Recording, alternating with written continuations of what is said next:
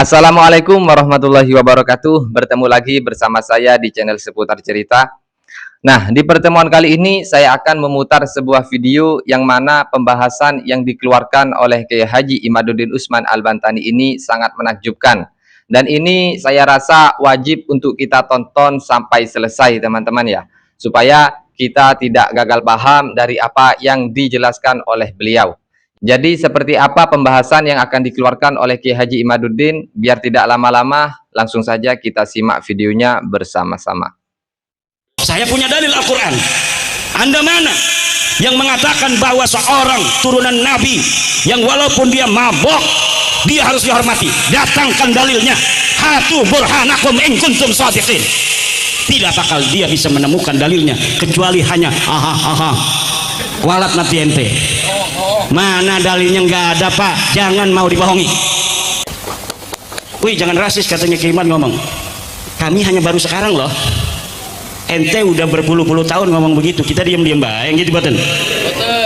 Kok kita ngomong begitu sebentar aja udah pada kepelingan begitu? Seteres. Wih, Anda menyakiti kami. Emang kita kagak sakit ngomongin begitu?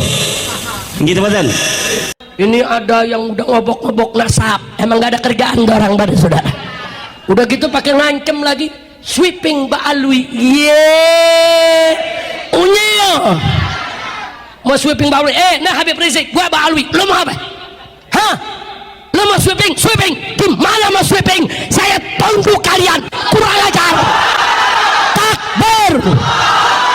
Bakal ngancem mau sweeping habaib, gua kepret lo. Yahudi pesek mau sweeping Mbak Alwi, tengok. Jadi kalau kita dengar ada orang ribut-ribut nasab, itu sebetulnya orang kurang kerjaan. Karena nasab apapun, kita semua satu nasab, yaitu nasab kepada Sayyidina Adam alaihi salam. Tidak peduli mau dirunut ini Pak Gubernur ini nasabnya ke atas sampai mana? Ya bagaimana kita tahu? Jangan-jangan memang beliau ini masih keturunan Sultan Agung Prabu Hanyokrokusumo, siapa tahu? Nyatanya beliau hidup di sekitar keraton Surakarta, keratonnya Sultan Agung itu selama bertahun-tahun sampai 9 tahun, sehingga sekarang bahasa Jawanya lebih halus dari saya. Walaupun saya sendiri juga keturunan Solo saya. Saya juga orang Solo, Pak. Kita ini semua bersaudara, bapak kita sama, dan tidak ada perbedaan martabat di antara kita atas dasar perbedaan latar belakang apapun. Ya, yang keturunan Papua Selatan, keturunan Merauke, setara martabatnya dengan keturunan Timika. Yang keturunan Timika setara dengan keturunan Makassar. Yang keturunan Makassar setara martabatnya dengan keturunan Jawa. Yang keturunan Jawa setara martabatnya dengan keturunan Tarim. Setara. Tidak ada perbedaan di antara kita. Hanya dengan itu kita bisa sungguh-sungguh bersaudara. Selama kita masih menganggap bahwa ada perbedaan martabat di antara kita, ya, rasa persaudaraan itu akan menemukan hambatan untuk bisa dibangun dan dikembangkan. Maka saya berpesan kepada pengurus wilayah Nahdlatul Ulama Papua Selatan ini,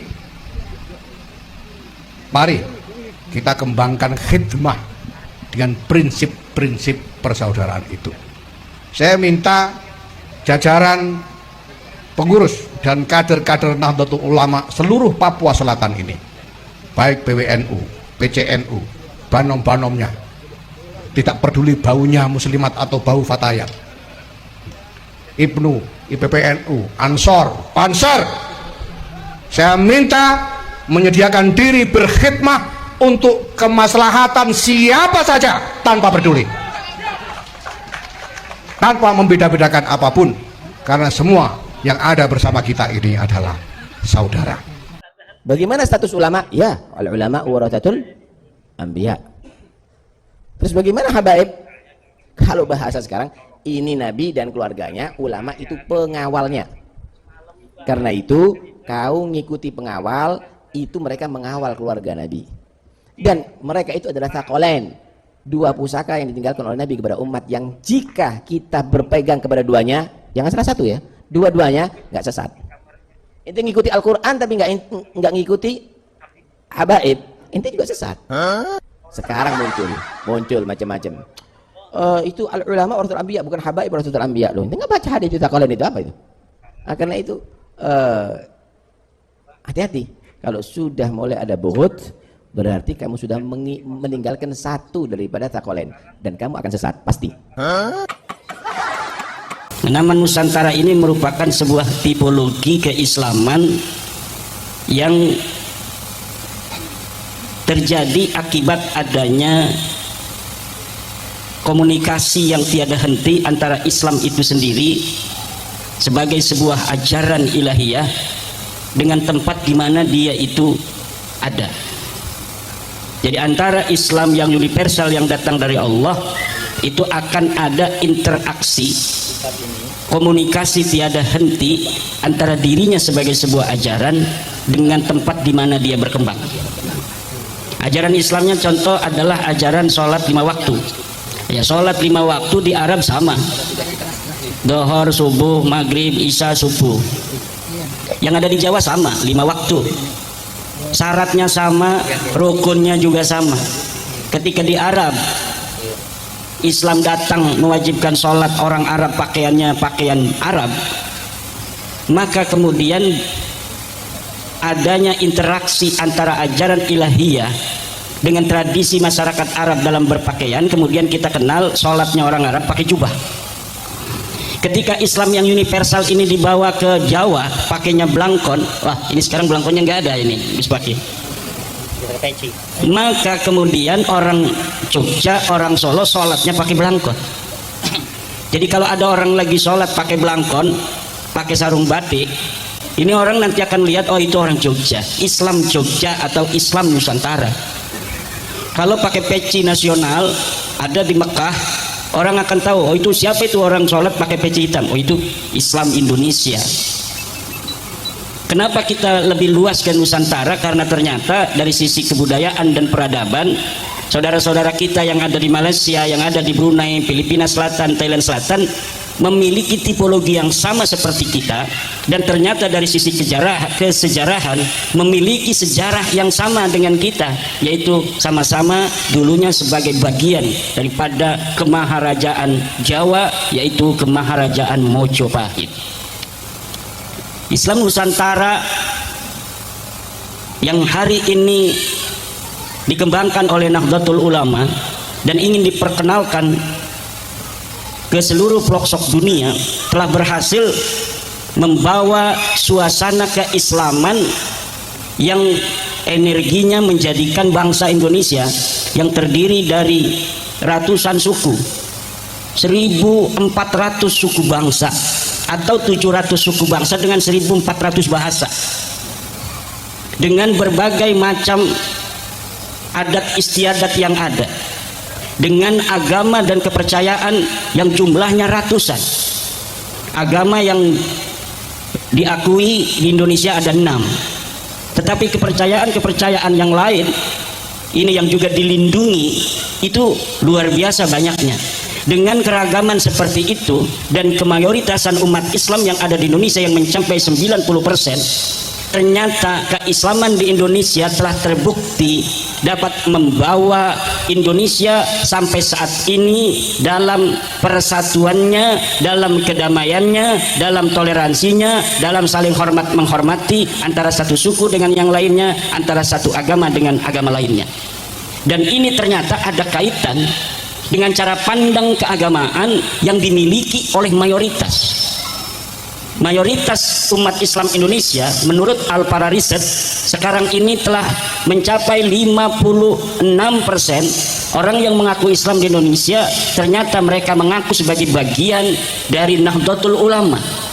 Dan Nahdlatul Ulama dalam ajarannya adalah ajaran yang merupakan warisan daripada ajaran Wali Songo.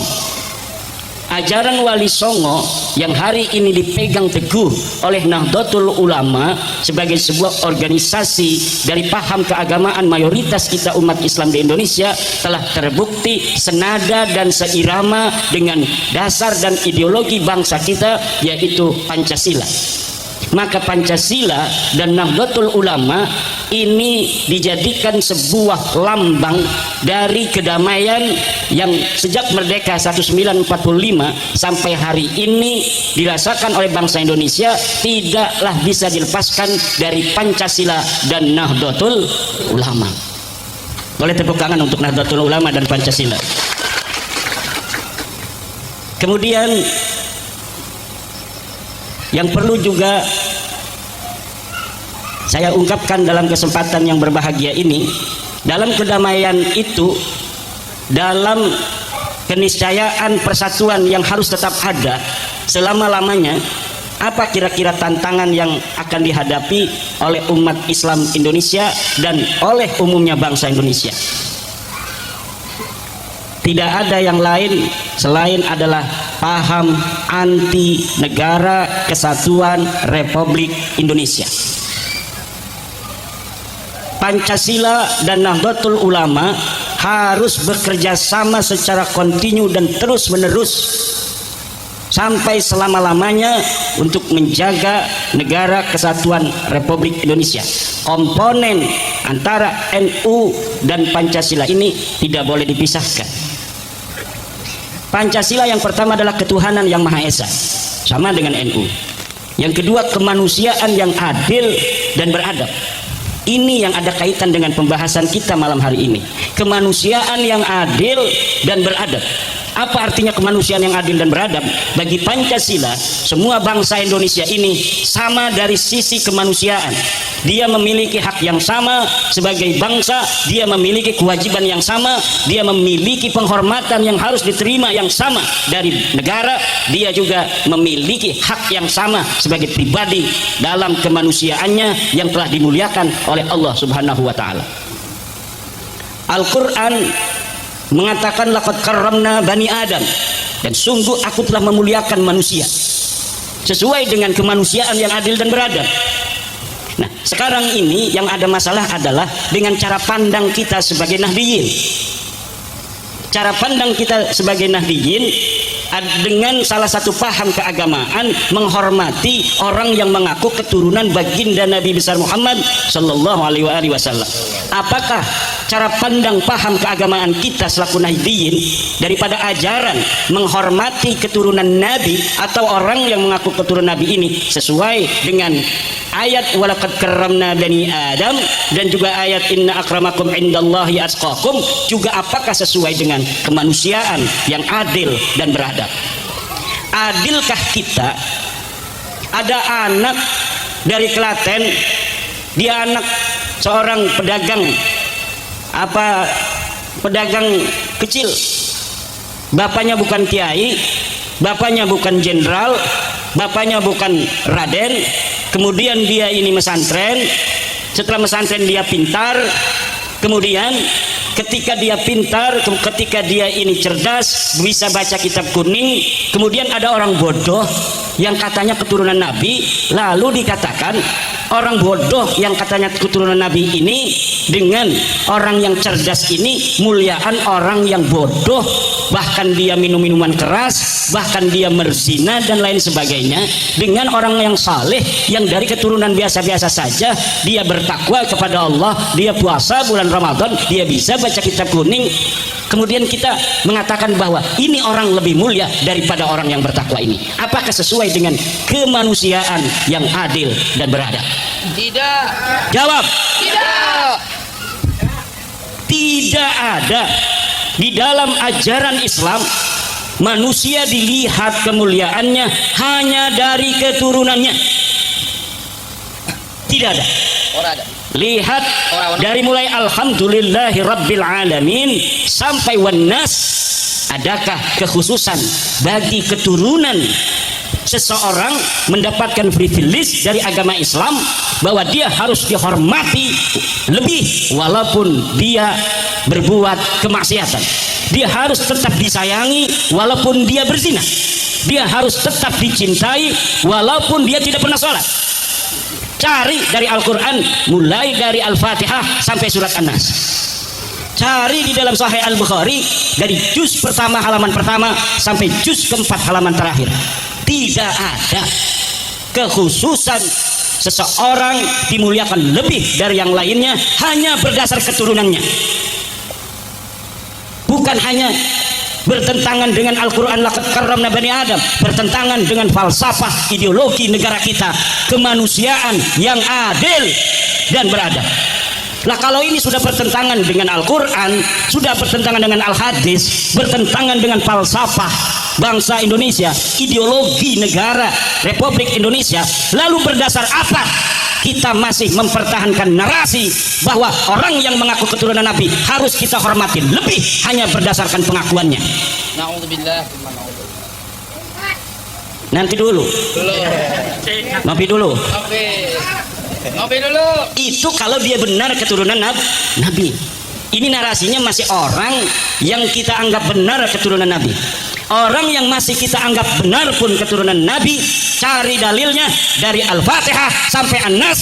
Mana dalil Al-Quran yang menyuruh kita menghormati orang hanya berdasarkan keturunannya? Tidak ada, Pak. Tidak ada. Hadisnya, kita mengenal hadis Sahih Al-Bukhari, hadis yang paling sahih. Cari di Sahih Al-Bukhari dari juz awal sampai juz 4. Hadis yang mana yang menyatakan bahwa seorang keturunan Nabi walaupun dia maksiat, walaupun dia berzina, walaupun dia mabok, katanya harus dikasih beras, kata anaknya Taufik Sigap. Mana dalilnya? Mana hadisnya? Mana Al-Qur'annya? Bawa ke hadapan Kiai Nawawi. Ini saya moderatornya tua begini, jadi erok juga ini, kesepuan di Nahdlatul Ulama Klaten. Ini masuknya Suriah ini. Wakil Suriah PCNU Klaten. Kadang-kadang kita mengikuti narasi-narasi, pas diverifikasi, narasi itu sulit untuk dicari dalilnya. Oh, ada katanya di kitab Anu, karangan Syekh Anu. Coba kalimatnya bagaimana? Oh, kalimatnya wa yajibu ayyuhibba dzurriyyatan Nabi. Coba istidlalnya dari mana? Beliau ini pengarang kitab, apakah menyertakan dalil dari Al-Qur'annya, berkata begitu? Oh, enggak ada katanya. Apakah menyertakan hadis ketika dia menyertakan itu? Oh, enggak ada. Berarti itu pendapat manusia. Bisa diterima, bisa ditolak. Dan kebutuhan untuk Indonesia hari ini, ucapan-ucapan ulama seperti itu yang tidak ada istidlal dari Al-Quran dan hadisnya, untuk kebangsaan kita yang terdiri dari berbagai macam suku bangsa, terdiri dari berbagai macam latar belakang kemanusiaan, narasi-narasi semacam itu harus ditinjau ulang. Semua manusia dalam pandangan Islam sama. Siapa yang dia paling bertakwa, dialah orang yang paling mulia. Inna akramakum indallahi atqakum. Saya punya dalil Al-Quran. Anda mana yang mengatakan bahwa seorang turunan Nabi yang walaupun dia mabok, dia harus dihormati? Datangkan dalilnya. Hatu burhanakum in kuntum shadiqin. Tidak bakal dia bisa menemukan dalilnya kecuali hanya kualat nanti ente. Mana dalilnya? Nggak ada, Pak. Jangan mau dibohongi. Mana dalilnya seseorang harus dihormati karena dia keturunan Nabi walaupun dia mabok? Jangan mau dibohongi oleh penceramah-penceramah Balawi. Lihat itu di YouTube, ceramahnya tiap hari demikian. Jadi mereka sebelum bermaksiat, mereka bikin disclaimer dulu. Kalau ada dari kita yang bermaksiat, tetap wajib dihormati, jangan ikuti, tapi zatnya ini ada darahnya Nabi. Disclaimer itu Pak namanya. Itu masa lalu. Hari ini tidak akan lagi bangsa Majapahit akan mau dibodohi oleh orang-orang seperti mereka. Kalau kita ngomong Indonesia masih belum bisa, kita katakan kita bangsa Majapahit agar mereka tahu bagaimana leluhur kita dulu menjadi penguasa di dunia ini. Katanya anak-anak mereka lebih mulia dari anak kita, kastanya tinggi. Gitu badan. Kalau Ki Nawawi walaupun kiai mau ngelamar Mbak Lawiyah nggak boleh gitu. Sekarang dibalik bos, dibalik. Siapa anak-anak Jawa perempuannya mau dilamar jangan boleh, ente nggak level. Ini DNA-nya khusus untuk O dan yang lainnya. Untuk G minggir dulu, nggak level. Kecuali ente bisa ngerubah apa namanya tes DNA-nya. Jangan G, baru bisa melamar anak-anak Jawa, anak-anak keturunan para orang-orang yang telah mampu membuat peradaban besar di masa lalu.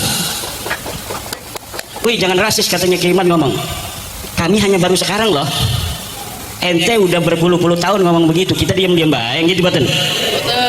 Kok kita ngomong begitu sebentar aja udah pada kepelingan begitu? Seteres. Wih, Anda menyakiti kami. Emang kita kagak sakit ya ngomongin begitu? Gitu batin. Ini kemanusiaan yang adil dan beradab. Bangsa Indonesia harus lebih cerdas di dalam memandang paham-paham keagamaan yang ada di media sosial. Jangan sampai terjebak kepada narasi-narasi yang seakan-akan itu adalah ajaran agama, tapi sebenarnya kalau dipikirkan bukan ajaran agama.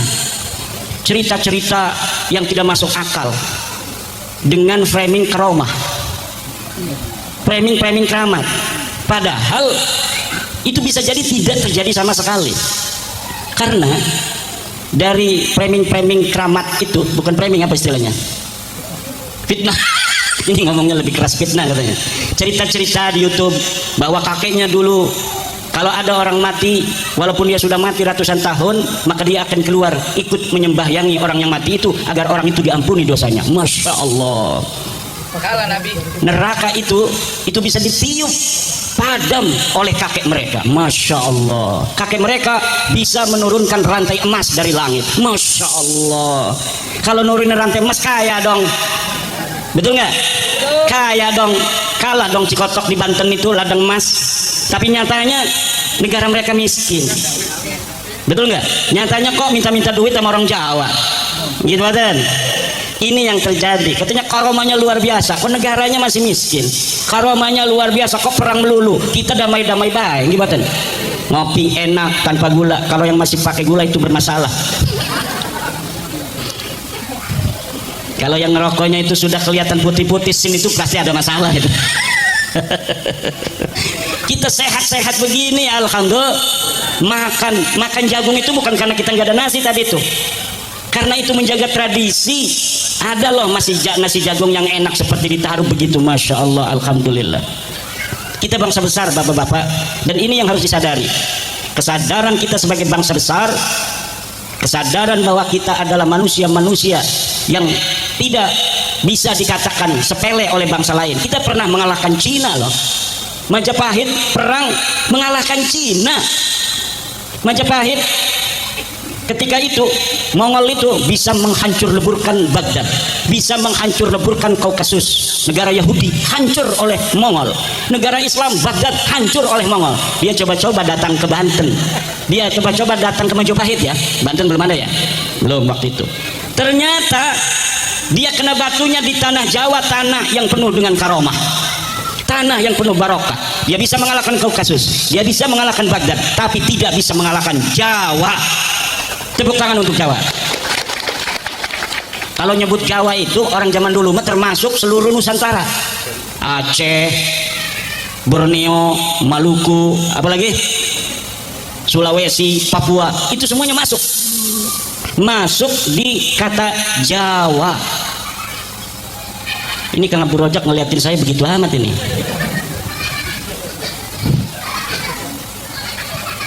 Bapak Ibu, nah lalu sekarang apakah benar itu orang-orang yang mengaku keturunan Nabi itu? Kalau tadi kan narasinya, walaupun benar keturunan Nabi, tidak ada ajaran kekhususan dari Al-Quran dan Al-Hadis. Kalau mereka keturunan Nabi itu tidak saleh, wajib kita hormati. Tidak ada. Sekarang orang yang paling mengaku di Indonesia sebagai keturunan Nabi siapa? Siapa? Habib. Benarkah dia keturunan Nabi? Dari sisi tes DNA sudah dikatakan tadi mustahil keturunan baginda Nabi besar Muhammad sallallahu alaihi wasallam. Dari sisi sejarah dan nasab saya sudah tuliskan dan panitia sudah membaginya. nanti kita akan kembangkan dalam tanya jawab saja. Setuju? Karena kalau narasi di YouTube banyak bagaimana alasan-alasan, hujah-hujah ilmiah berdasarkan metode dan metodologi sejarah, berdasarkan metode dan metodologi daripada ilmu nasab, bahwa Ba'lawi ini yang dipanggil Kabib tidak terbukti sebagai keturunan baginda Nabi besar Muhammad sallallahu alaihi wasallam. Sedikit saja kisi-kisinya. Mereka mengaku sebagai turunan Nabi itu dari keturunan Ahmad bin Isa. Ahmad bin Isa ini betul sebagai keturunan Nabi. Jadi ada tokoh besar turunan Nabi namanya Ahmad bin Isa, adanya di Madinah Al-Munawwarah. Lalu katanya Ahmad bin Isa ini datang ke Yaman. Karena kalau dia nggak ngomong datang ke Yaman bahasanya, maka bagaimana orang yang ada di Madinah kok bisa keturunan di Yaman kan? Maka harus ada narasi yang dibangun bahwa dia hijrah ke Yaman sehingga diberi gelar Al-Muhajir. Lalu di Yaman punya anak namanya Ubed, punya anak namanya Alwi. Tinggal tanya 3 pertanyaan saja.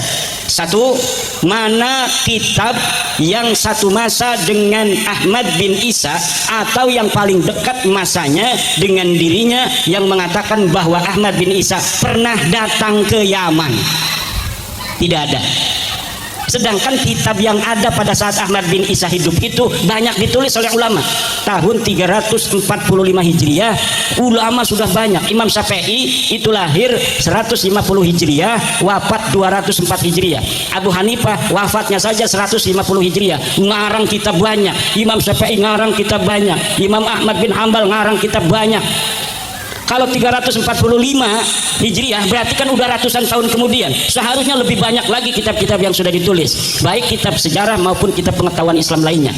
Tanya, mana kitab yang satu masa dengan Ahmad bin Isa yang menyatakan dia hijrah ke Yaman? Tidak ada. Boleh dibuktikan. Ahmad bin Isa ini orang Madinah, dia ada di Madinah, dia berketurunan di Madinah. Nanti kemudian ada beberapa keturunannya yang pindah ke Irak, tetapi Ahmad bin Isanya terkonfirmasi kitab-kitab yang ada pada masanya tetap ada di Madinah. Kemudian adakah kitab dari mulai abad ke-4 itu sampai abad ke-8 yang menyatakan Ahmad bin Isa ini bergelar Al-Muhajir? Tidak ada. Kenapa? Karena mereka mengaku sebagai keturunan Ahmad bin Isa itu baru di abad 9. Jadi tidak ada kitab yang ada di masa Ahmad bin Isa abad ke-4 sampai abad ke-8 yang menyatakan dia hijrah ke Yaman, yang pertama. Yang kedua, tidak ada kitab yang ada di abad ke-4 sampai abad ke-8 yang menyatakan dia bergelar Al-Muhajir. Tidak ada, karena memang dia tidak pernah pindah ke Yaman. Yang ketiga, tidak ada kitab abad yang ke-4 sampai abad ke-8 yang menyatakan dia punya anak namanya Ubed. Kenapa tidak ada dari abad ke-4 sampai abad ke-8? Karena memang pengakuannya baru di abad 9 Hijriah. Dari 345 Hijriah sampai pengakuannya 895 Hijriah, ini mencapai 550 tahun. Kesunyian 550 tahun tanpa data, mereka mengarang kisah-kisah itu di abad 9 tanpa ada referensi sedikit pun dari kitab-kitab sebelumnya. Kemudian hitung dari 895 Hijriah itu sampai hari ini 1445 Hijriah itu juga jumlahnya sama 550 tahun. Dan saya kira 550 tahun adalah waktu yang diberikan Tuhan untuk mereka, dan tidak ada waktu lagi setelah itu mereka bisa untuk mengaku sebagai keturunan baginda Nabi besar Muhammad sallallahu alaihi wasallam. Ibnu Hajar Al-Haytami dalam kitab As-Sawa'iqul Mukhriqah mengatakan, yang bagi likulli ahadin ayyakuna lahu ghairatun fi hadzal nasab asy-syarif wa dhabtih hatta la yantasiba ilayhi ahadun illa bihaqqih. Seharusnya, sekelatennya, sejogjanya, semua orang mempunyai perhatian untuk nasabnya Nabi besar Muhammad sallallahu alaihi wasallam, sehingga tidak bisa orang sembarangan mengaku sebagai keturunan baginda Nabi besar Muhammad sallallahu alaihi wasallam. Itu ucapan dari Ibnu Hajar Al-Haytami dalam kitab As-Sawa'iqul Mukhriqah. Apa yang kita lakukan ini adalah dalam rangka tanzihu nasabi sayyidina Muhammadin sallallahu alaihi wasallam minad dukhala'il ad'iya, adalah mensucikan nasabnya baginda Nabi besar Muhammad SAW dari penyusup dan pengaku-ngaku. Demikian, wallahu huwal muwaffiqu ila aqwamit thariqin. Wassalamualaikum warahmatullahi wabarakatuh. Jadi itu tadi isi video yang barusan kita tonton bersama-sama. Untuk tanggapannya bisa kalian tulis di kolom komentar teman-teman ya. Jadi alhamdulillah semenjak munculnya tesis Kiai Haji Imaduddin Utsman Al-Bantani ini, sekarang banyak orang-orang yang sudah pintar dan cerdas dalam bersikap. Dan juga banyak para santri-santri dan para kiai lebih mendalami kajian dan meneliti ilmu nasab para Habib Ba'alawi. Mungkin itu saja yang bisa saya sampaikan. Dan semoga kita tidak gagal paham dalam apa yang diterangkan oleh Kiai Haji Imaduddin Utsman Al-Bantani barusan ini teman-teman ya. Salam dari saya, channel Seputar Cerita. Assalamualaikum warahmatullahi wabarakatuh.